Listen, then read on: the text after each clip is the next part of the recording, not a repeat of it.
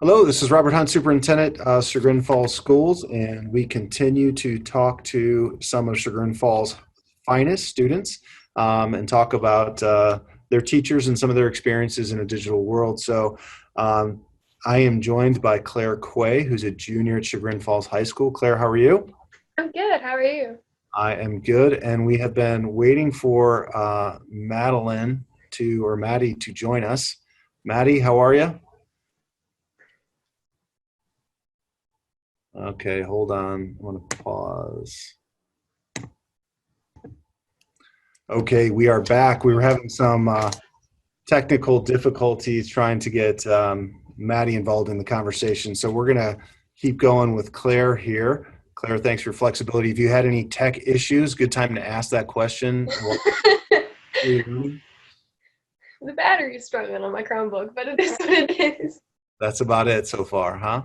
Yeah, that's about it. Okay. Well, this is a big, important week for us as we try to step back and show our appreciation for our staff and all the things that they do well. And I thought probably the best people to reach out to would be the students. And I know all of us went in education to try to make an impact on young people, and hearing about the impact we have made is certainly something that all of us value going forward. So I appreciate you taking the time today and talking a little bit about teachers. I know I asked you to kind of narrow it down and pick a few, but if you had Yeah, to it was a think, little hard. yeah, I'm sure. If you had to think about all of, your whole educational experience, and you've been a lifer in Chagrin, um, not a specific teacher, but what qualities or characteristics kind of separate teachers and make them really impactful, in your opinion? Generally, there are a few things that I think are really important. I think that it's really important for teachers to be able to make and keep relationships with their students. I feel like that's extremely important because it makes it easier for us to come to teachers when we need help or if like we have any questions, and then it also makes school almost seem more like a homey environment, which I think is a great thing. Another thing is I really appreciate teachers who try to engage us in like fun activities in a way, to make it like more interesting to learn like difficult topics or something. And then other things that I like basic characteristics like if they're patient, that's really nice. Yeah.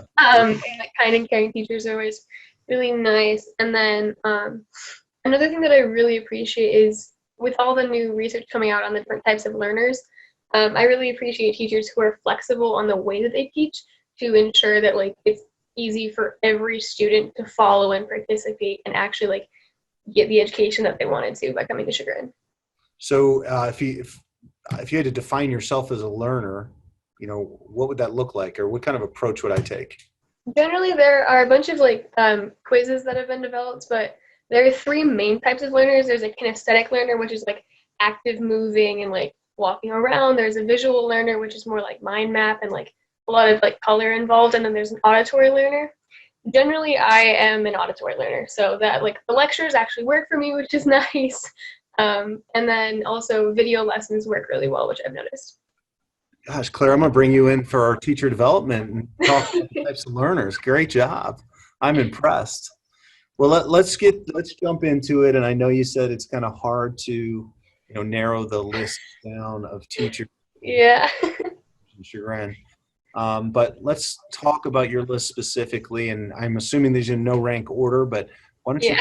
pick teachers that you have selected and tell me why you felt like you wanted to give them a little bit of shout out. Okay, so the three teachers that I selected were Mr. MacArthur, who was my fifth grade history and English teacher. Generally, he just always made everyone laugh, which was a great thing growing up. And like thinking back on my intermediate school experience, that is the teacher that stands out to me. He made learning really fun by what he called the paperclip challenge. I don't know if he still uses this today, but essentially you would get two paper clips every day added to a string, and when it reached the floor, you would get a party, which was pretty cool and pretty fun because everyone got to vote on what they wanted. For high school teachers, one of my favorite high school teachers was Mr. Hossel. He was my freshman math teacher, and he was also my neighbor before, which so more of a personal connection there. But generally, I feel like he always takes the time to step like out of just teaching us and get to know every person, which I think is really awesome because it goes back to that relationship thing that I was talking about earlier. Because it makes it like such a calming environment and not a stressful place. Like I still go to him for math help now, and I'm not in his courses anymore. Wow. I think it's just, and I know I'm not the only student who feels that way. There are a lot of people who think that Mr. Hassel is such a valuable educator in our Sugar and Falls district. He's props to him. He's a great teacher.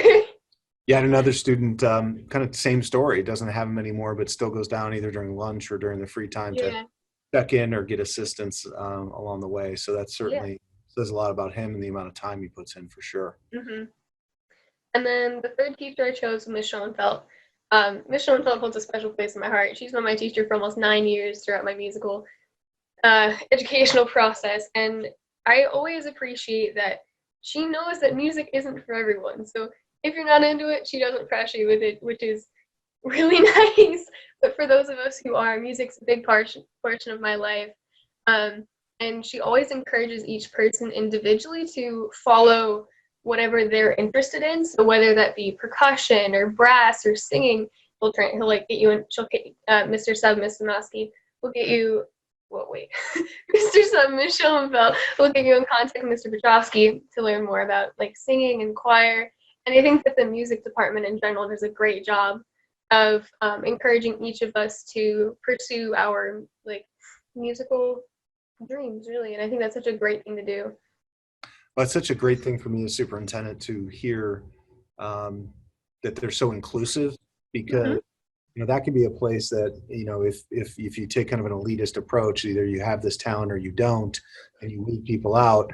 There are Yeah. people that do that, and to be inclusive and accept people for what they can bring and what they can give to the program really makes it a much more rewarding experience that impacts more young people. Yeah.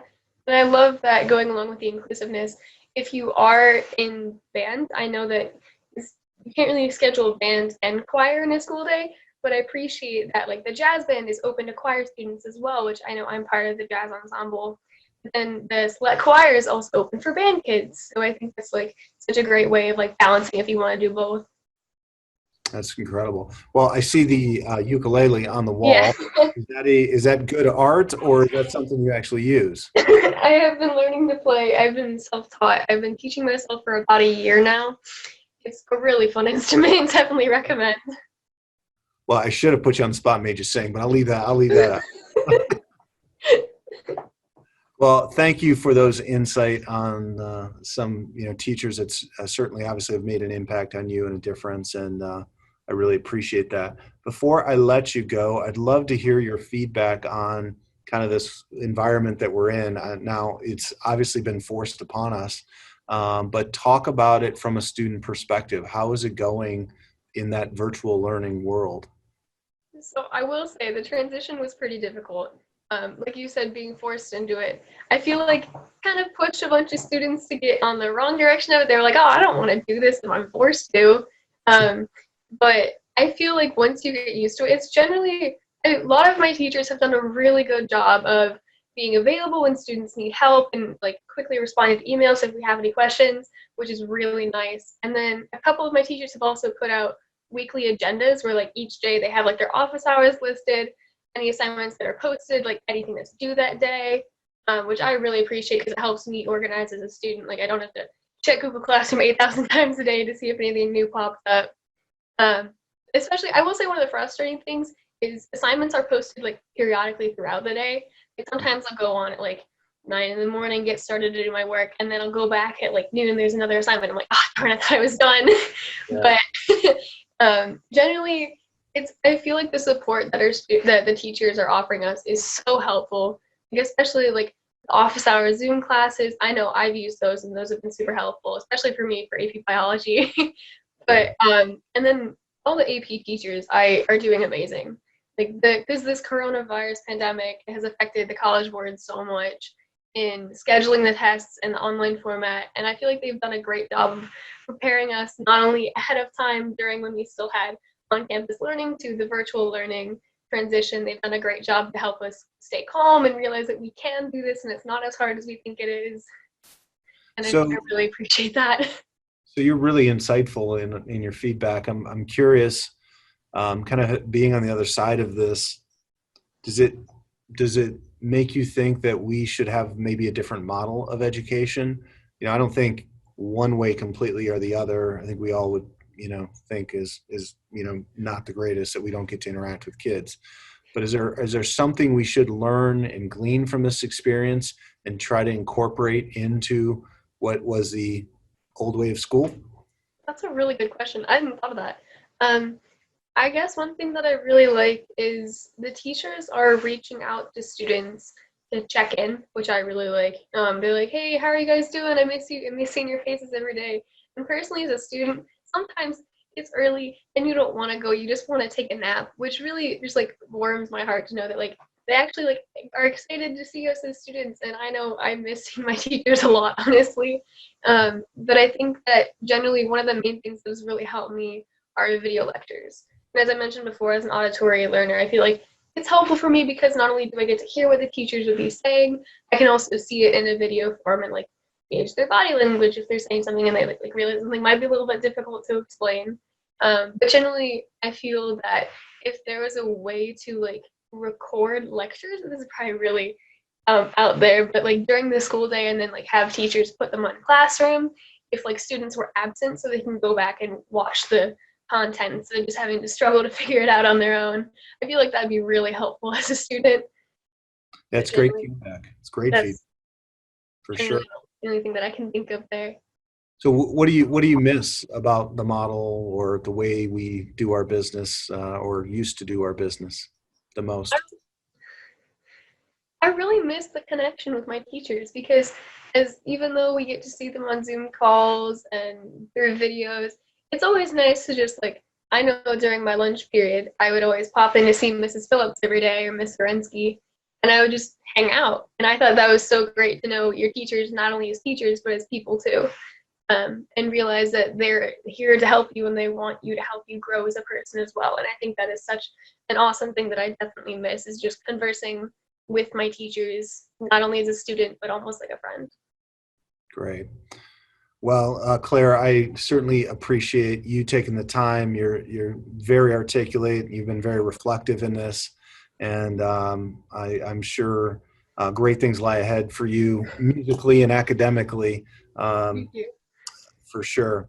Well, I would just echo that, what you have said. We certainly miss having students around here. It's kind of very eerie to be in the office and not hear a bell or students out the door or someone banging a door as they go by my office. So we miss you. We look forward to getting you back here. And we appreciate kind of from a student side how well you have all handled this. So you had to be very adaptive, very quick and figure it out. And by and large, everybody's done a great job. So thanks for taking the time, and we will hopefully see you very soon. Okay. Yeah. All right. Take care.